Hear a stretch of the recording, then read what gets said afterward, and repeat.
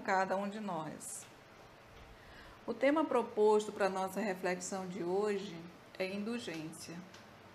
Indulgência para com o próximo e para conosco. Mas o que é indulgência? Como poderíamos definir essa palavra? Buscando no dicionário, nós encontramos a seguinte definição, entre outras. Indulgência, disposição para perdoar culpas ou erros. Indulgência é relacionada com clemência, tolerância e perdão. Na questão 886 do Livro dos Espíritos, Kardec faz a seguinte pergunta: qual o verdadeiro sentido da palavra caridade como a entendia Jesus? E os Espíritos respondem: benevolência para com todos, indulgência para as imperfeições dos outros, perdão das ofensas. Lá no capítulo 10 de O Evangelho segundo o Espiritismo, intitulado Bem-aventurados os misericordiosos, no item 16 tem uma mensagem assinada pelo Espírito José, e ele define indulgência como sendo um sentimento doce, um sentimento fraternal. E nós vamos ler o primeiro parágrafo dessa mensagem, que a mensagem é dirigida aos espíritas. E ele começa dizendo o seguinte: Espíritas, queremos vos falar hoje da indulgência, esse sentimento tão doce, tão fraternal, que todo homem deve ter para com seus irmãos, mas do qual bem poucos fazem uso. E ele é bem incisivo. Ele não diz que nós deveríamos ter, ele diz que todo homem deve ter esse sentimento em relação ao próximo, em relação ao outro. E nós, no final do parágrafo, ele diz que bem poucos fazem uso desse sentimento. Então, nós podemos inferir que todos nós temos indulgência. Em algumas pessoas, ela é bem aflorada. Em outras, ela é mais tímida. E tem pessoas que a gente olha e nem percebe. A gente acha que essa pessoa nem possui esse sentimento. Mas ele está lá. O problema é que nós não fazemos uso dela. E dizem alguns estudiosos que uma virtude que não é exercida, ela murcha, ela atrofia, ela definha dentro de nós. Não é que ela morra, ela jamais morrerá. Ela ficará em estado latente até chegar o momento propício para germinar. E para que qualquer virtude se torne uma conquista, para que ela seja espontânea, ela precisa ser praticada. Ela precisa de uma atenção especial, precisa de disciplina. Diz Emmanuel que a disciplina antecede a espontaneidade. É o verdadeiro querer.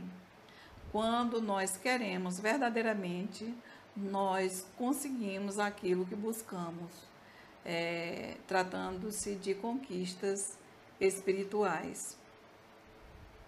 E continua a mensagem: a indulgência não vê os defeitos de outrem, ou, se os vê, procura não falar deles, procura ocultá-los. E se a malevolência os descobre, a pessoa que é indulgente tem sempre uma desculpa plausível para os abrandar. E diz ele que a pessoa indulgente jamais se ocupa com os maus atos de outra pessoa, a não ser que seja para ajudar. E ele diz também que a pessoa indulgente não tem censura nos lábios, tem apenas conselho e quase sempre velados. A pessoa que é indulgente, ele não é aquele moralista que chega incisivamente, às vezes até criticando os deslizes dos outros. Ele chega de uma forma branda, o conselho dele é tão velado que às vezes quem está ouvindo não percebe que está sendo aconselhado. E diz o Espírito José que quando nós criticamos o outro, nós estamos afirmando que nós somos melhores que ele, que nós já estamos num patamar evolutivo bem mais alto, que nós não praticamos mais aquele ato, que nós já superamos aquela dificuldade. E a mensagem prossegue trazendo algumas orientações de como nós devemos agir em relação às atitudes equivocadas dos outros. E o Espírito José finaliza dizendo que a indulgência atrai, acalma, reergue, ao passo que o rigor desencoraja, afasta e irrita. E lá no item 17 do mesmo capítulo, o Espírito João afirma, ele diz que nós devemos ser indulgentes para com as faltas de outrem, quaisquer que sejam elas. Ou seja, independente do nosso padrão avaliativo, de a falta ser leve ou grave, nós precisamos ser indulgentes.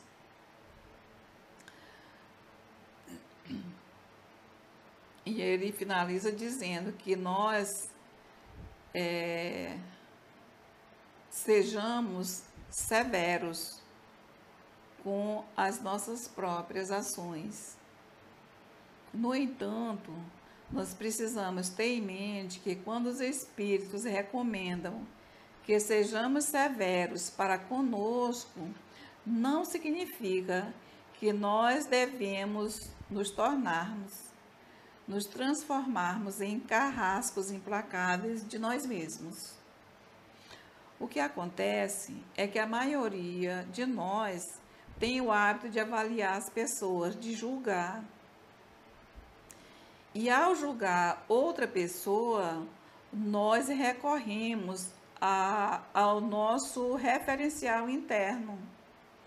E na maioria das vezes, o nosso referencial interno, o nosso padrão de certo e errado, o nosso conceito de certo e errado, ele não está muito afinado com o referencial de Jesus.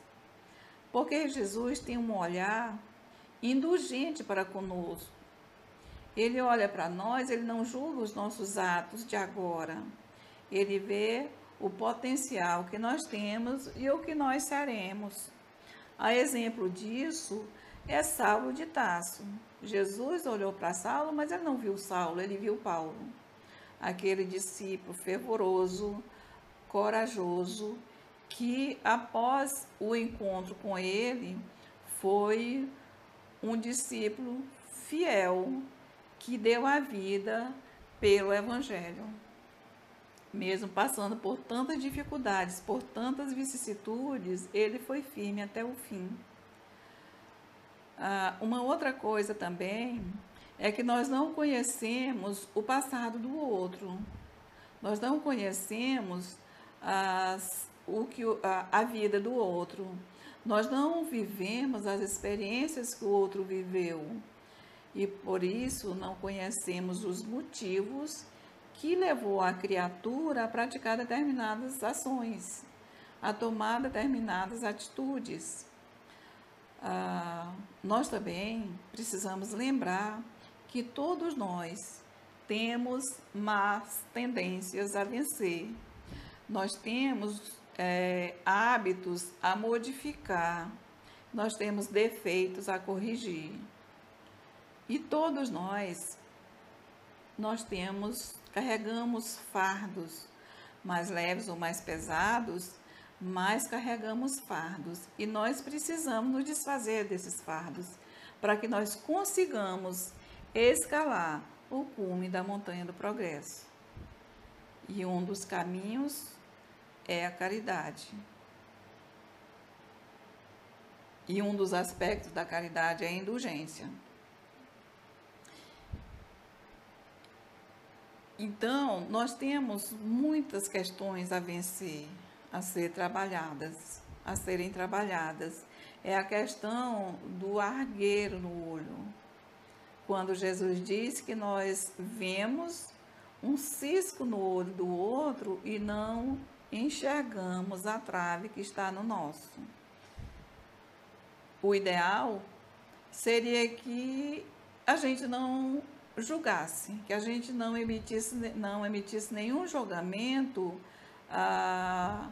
do outro. Mas se nós ainda não conseguimos uma neutralidade, que a nossa avaliação, na nossa avaliação nós detectarmos alguma fissura moral no outro, que nós tenhamos um olhar fraternal, para não vermos apenas o lado negativo da pessoa, que nós busquemos encontrar no outro aquilo que todo ser humano possui, o lado bom. E aí alguém pode pensar, poxa, mas tem pessoas que, por mais que a gente procure, a gente não encontra nada de bom. Parece que a pessoa é um deserto. A gente não encontra nenhum sentimento. Mas todos nós temos. E lá no item 18 do capítulo 10, a mensagem diz o seguinte: se o coração humano é um abismo de corrupção, existe sempre, em algumas de suas dobras mais ocultas, o germe de alguns bons sentimentos, centelha vivaz da essência espiritual. É a essência divina que existe em cada um de nós. Então, todo ser humano possui essa essência. E o que os espíritos nos aconselham é que o nosso olhar não seja apenas para avaliar ou para julgar o lado negativo da pessoa, que seja também para buscar o lado positivo. E a severidade que nós devemos ter para conosco também está relacionada à nossa honestidade, a honestidade que nós devemos ter em relação a nós mesmos. Quando nós percebemos um desvio moral no nosso semelhante, façamos uma autoanálise sincera, severa mesmo, para buscar em nós, para ver se nós não encontramos dentro de nós aquele mesmo desvio e nos colocarmos no lugar do outro e fazer determinadas perguntas. E as respostas precisam ser honestas. Nós poderíamos perguntar: será que eu já superei essa dificuldade? É aquela orientação de nos colocarmos no lugar do outro. E pode ser que, se nós formos honestos mesmo, se nós formos severos no ato, no momento de fazer uma autoanálise, nós podemos até constatar que, se nós estivéssemos no lugar do outro, nós não agiríamos diferente, ou talvez agíssemos pior. Então, a severidade que eles aconselham é nessa análise de nós mesmos, não é para que nós nos condenemos. E tem mais um detalhe: se o erro do outro nos incomoda muito, sejamos firmes e severos na busca daquele erro dentro de nós. Ensina a doutrina espírita que nós nos vemos no outro. O outro é o nosso reflexo. E quando nós olhamos no olho de alguém, nós vemos a nossa imagem. provavelmente indicando que precisamos procurar em nós aquilo que nós vemos no outro, principalmente se o que nós vemos no outro nos incomoda. Quando os espíritos recomendam severidade conosco mesmos, é porque nós temos uma enorme facilidade de visualizar o deslize do outro e uma dificuldade enorme de não enxergarmos os nossos deslizes. E o convite é para que nós não andemos na contramão, que procuremos seguir a recomendação de Jesus de não julgar. E se ainda não conseguirmos essa neutralidade, que nós tenhamos um olhar indulgente para com o nosso irmão. Quando nós formos analisar o outro, nós sejamos indulgentes. Mas que nós sejamos indulgentes para conosco também. Quando nós percebermos qualquer dificuldade que nós precisamos vencer, que nós sejamos severos nessa busca, nessa análise, mas que nós sejamos indulgentes conosco mesmo, com as nossas dificuldades. Às vezes nós tentamos de boa vontade, mas não é numa primeira tentativa que a gente consegue. Quase sempre nós precisamos de várias tentativas para conseguir vencer uma dificuldade. Então, que nós sejamos indulgentes conosco também, porque se nós não formos indulgentes conosco, dificilmente nós seremos com o outro. Que Jesus nos abençoe e que continue com cada um de nós.